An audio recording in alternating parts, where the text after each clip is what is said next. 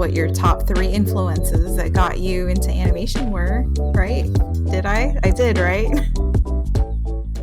Beth, I didn't do my homework. you don't remember your... Rebellious teen. Here, I'll buy you some time. I'll start with me. Okay. Okay. So my top 3 influences that got me into animation. I guess I'll start like chronologically. Princess Mononoke, that Miyazaki film. And the reason why I say chronologically was because I first saw it when I was like 7 years old. And it was a mistake. But like I couldn't look away because it was also so beautiful. And I think it was the scene where like Ashitaka is enveloped in the tentacles trying to get to San. You know, that scene where he's like digging through all these and they're like reaching out to each other, like, and then my mom walked in and she was like, nope, you're not watching this. So she changed the channel. A few years later, I spent like a few days just trying to rack my brain, trying to remember what it was called until I finally found it. And I watched it and I was like, yeah, this is really freaking awesome. So that was my first experience with an animated movie. My second one is Tim Burton, which I feel like everyone has gone through a Tim Burton phase. Yeah. Am I wrong? If you go through a Hot Topic phase, you went through a Tim Burton phase. As cliche as that is, like, I freaking loved his character designs and how, again, spooky they were. Nightmare Before Christmas is one of my favorite movies. I've watched it too many times. My second favorite like work from him, well, I guess I have a couple, but The Melancholy Death of Oyster Boy and Other Stories is like this picture book that he made that is just full of like, you know, macabre, dark, creepy stories with his like squiggly characters. And I just really liked how expressive and spooky they were. And then my third influence is Shadow of the Colossus, which I guess is kind of different. It's a video game as opposed to like an animation, but I remember playing it when it first came out on the PS2 and just like my mouth hanging open as I'm riding through these gorgeous these open fields, and I'm thinking to myself like, oh my god, these look like watercolor paintings.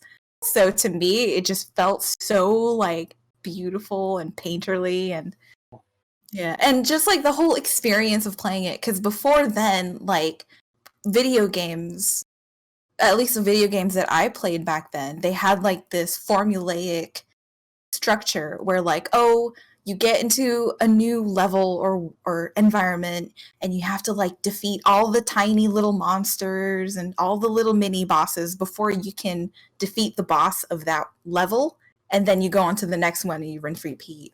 But this one, it was literally like, there is nothing. There's just 16 of these giant colossus and you on a horse, and that's it.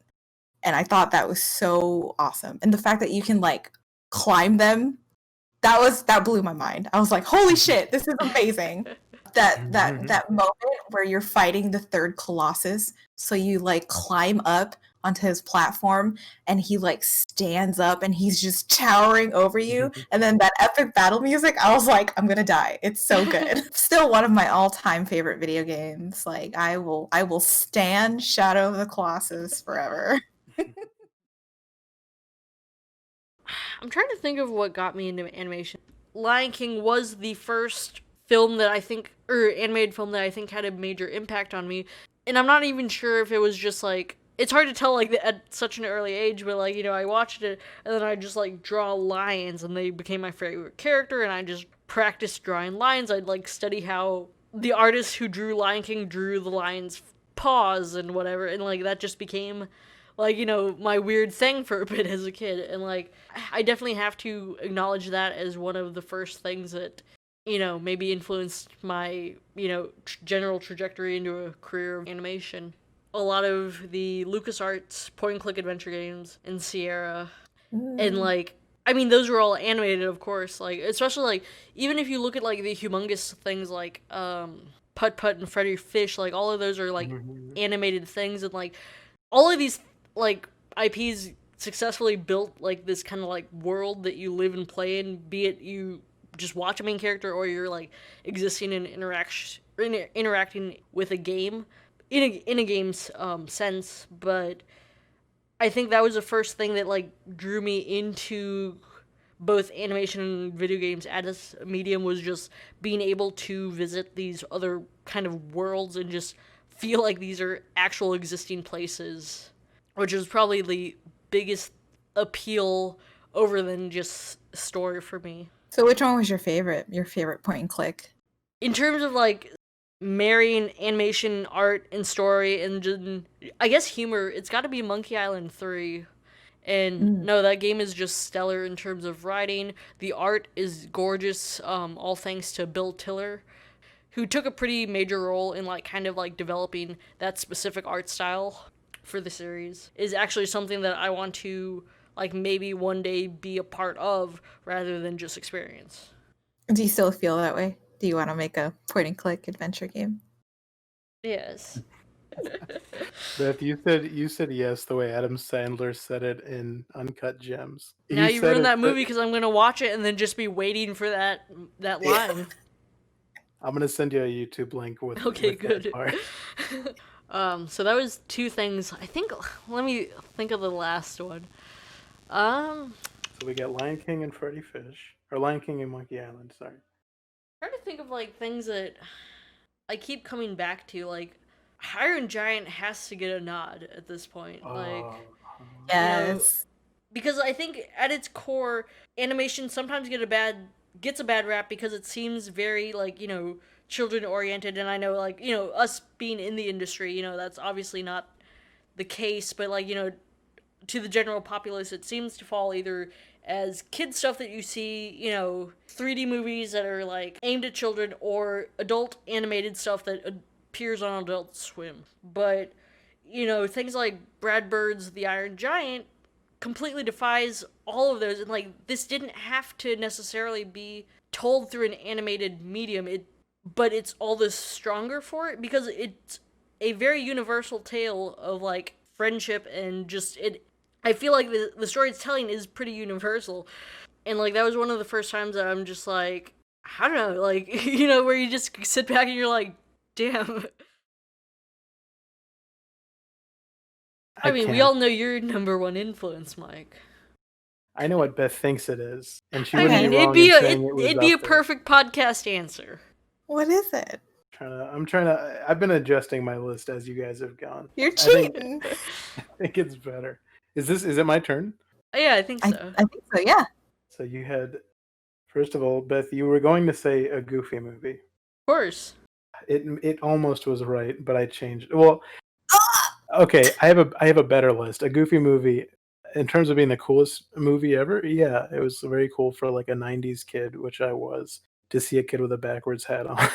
Oh, And man, also I like just- a Roxanne and like this huge redemption arc. yeah, no, I love so much about that movie. But anyway, okay, So Goofy back- movie. So realist, so not a Goofy movie. Okay, I amended my list to be movies that pushed me over like a threshold of like pushed me into action in some way.